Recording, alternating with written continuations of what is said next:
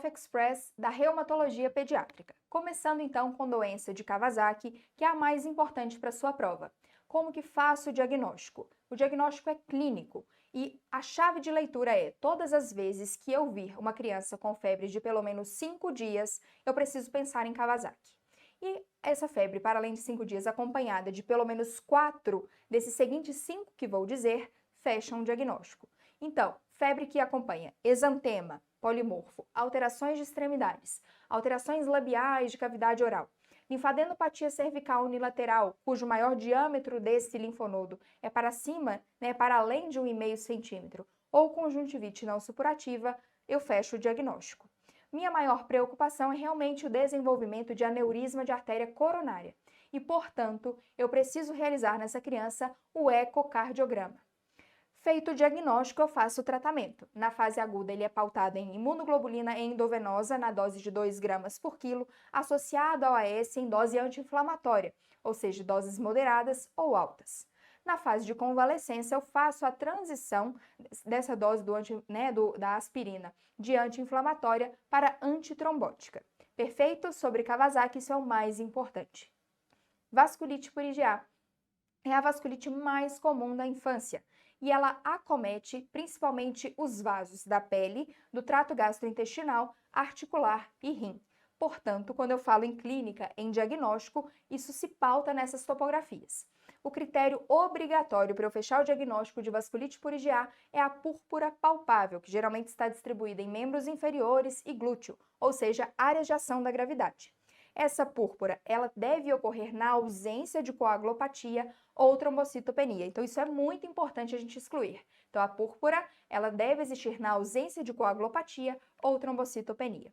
Para realmente fechar o diagnóstico, eu preciso de mais pelo menos um dos seguintes critérios: dor abdominal, artrite ou artralgia, nefrite ou a avaliação histopatológica do tecido acometido mostrando vasculite com deposição de IgA ou uma vasculite leucocitoclástica. Feito o diagnóstico, a maioria das crianças precisará apenas de um tratamento de suporte, baseado em analgesia, hidratação e nutrição. Nos quadros graves, como por exemplo intussuscepção, sangramentos gastrointestinais, alterações exuberantes de pele, de leito pulmonar ou de sistema nervoso central, daí eu faço o corticoide.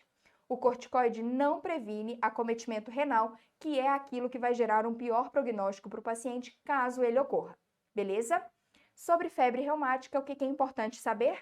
Quais são os critérios de Jones? E eles são distribuídos de duas formas: os critérios maiores e os critérios menores. Dentre os maiores, a gente tem a cardite, a artrite, coreia de Sydenham, eritema marginado e os nódulos subcutâneos. Dentre os critérios menores, temos febre, artralgia, prolongamento do intervalo PR e elevação de VHS e PCR. Junto com esses critérios, o paciente precisa ter comprovação de infecção pelo estrepto do grupo A. Como que eu fecho o diagnóstico? Quando, para além dessa comprovação infecciosa, eu tenho 2 critérios maiores, ou, para além da comprovação infecciosa, eu tenho um maior e 2 menores. Existem algumas situações especiais em que o diagnóstico pode ser feito sem seguir esses critérios, e eu quero destacar quando a criança tem coreia de Sydenham, pelo tempo de latência entre a infecção e a manifestação clínica. Se a criança tem a coreia de Sydenham, eu já fecho o diagnóstico.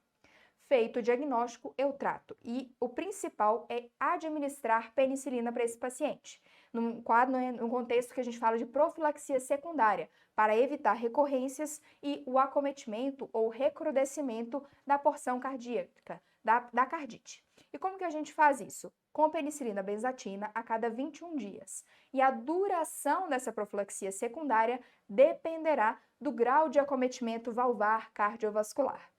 Esses são os tópicos mais importantes. Recomendo fazer bastante questões e flashcards sobre. Até a próxima!